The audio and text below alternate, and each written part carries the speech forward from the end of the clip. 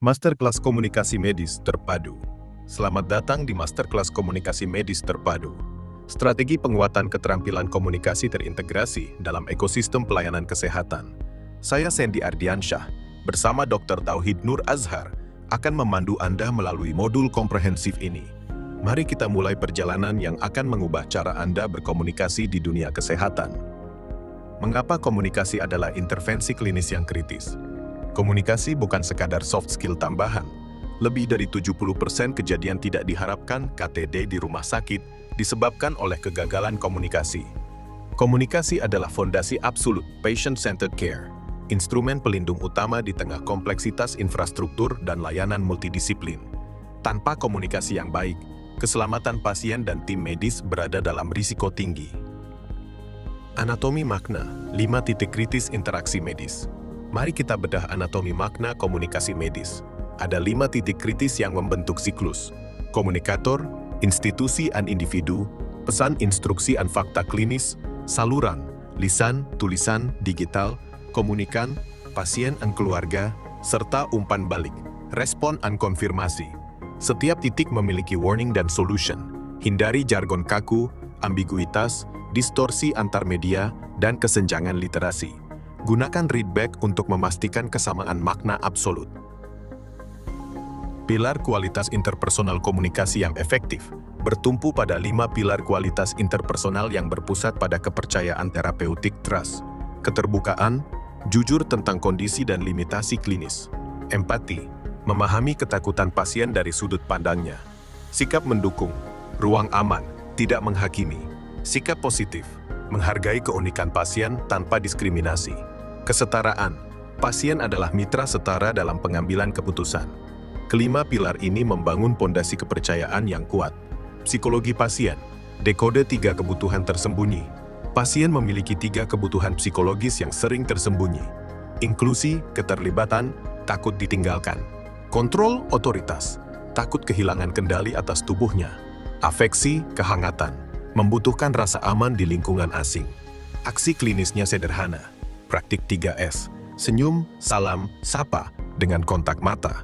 Jelaskan detail prosedur sebelum menyentuh, dan gunakan nada bicara plus isyarat nonverbal yang menenangkan. Manajemen ego, seni komunikasi terapeutik. Komunikasi terapeutik direncanakan untuk membantu pasien memproses emosi.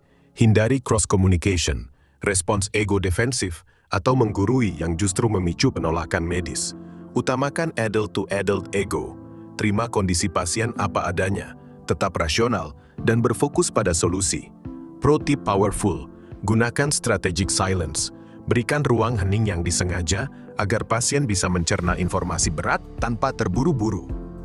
Protokol spikes, navigasi informasi klinis berat untuk menyampaikan berita buruk, gunakan protokol spikes yang terbukti. S. Setting up, privasi, posisi sejajar.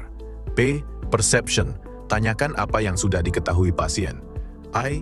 Invitation, minta izin menyampaikan hasil. K. Knowledge, bahasa sederhana plus warning shot sebelum diagnosis utama. E.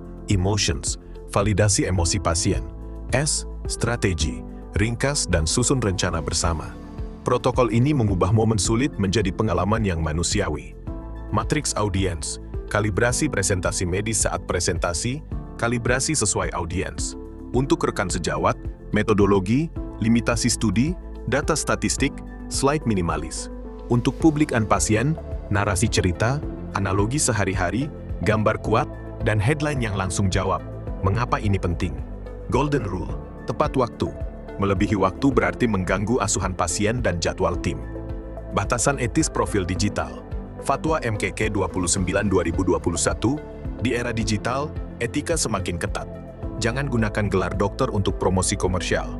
Jaga kerahasiaan data pasien mutlak, bahkan setelah meninggal. Jangan merendahkan sejawat di ruang publik. Teguran klinis hanya melalui jalur pribadi.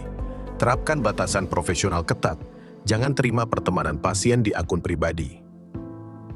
Personal branding berbasis pengabdian luhur. Personal branding yang etis berpusat pada identitas profesional, kode keki, sifat ketuhanan, kemurnian niat, keluhuran budi, kerendahan hati, kesungguhan kerja, integritas ilmiah dan sosial. Branding ini menonjolkan kompetensi dan pengabdian nyata, bukan kemewahan atau janji kesembuhan mutlak.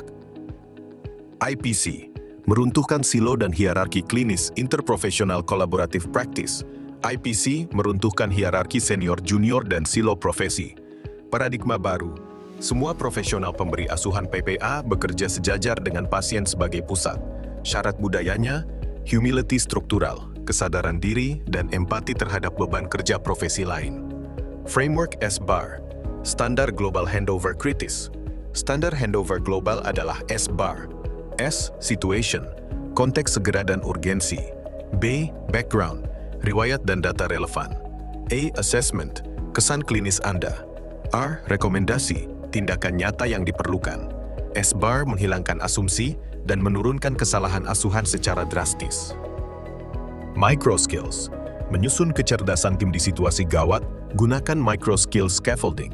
Susun percakapan dalam langkah kecil agar tidak terjadi cognitive overload.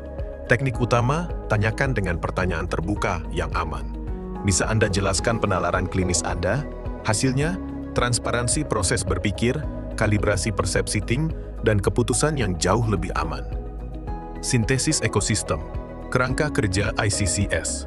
Semua tools tadi bersatu dalam core ICCS ekosistem. Manusia, S-Bar untuk sejawat, SPI untuk pasien, individu, telehealth and interaksi personal, sistem, integrasi rekam medis elektronik, digital.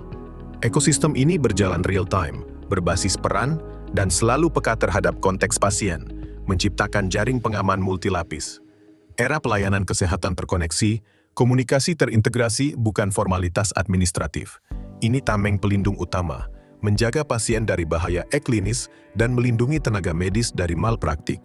Masa depan praktik medis terletak pada sinkronisasi absolut antara empati manusia yang mendalam dengan presisi teknologi digital. Tinggalkan ego sektoral, runtuhkan hierarki profesi. Pastikan setiap suara didengar, setiap data dipahami, dan setiap nyawa dihargai melalui jalinan komunikasi yang tidak pernah terputus. Terima kasih telah mengikuti masterclass ini. Saya Sandy Ardiansyah. Semoga ilmu hari ini langsung Anda praktikkan besok di lapangan. Salam sehat dan komunikasi yang lebih baik untuk Indonesia.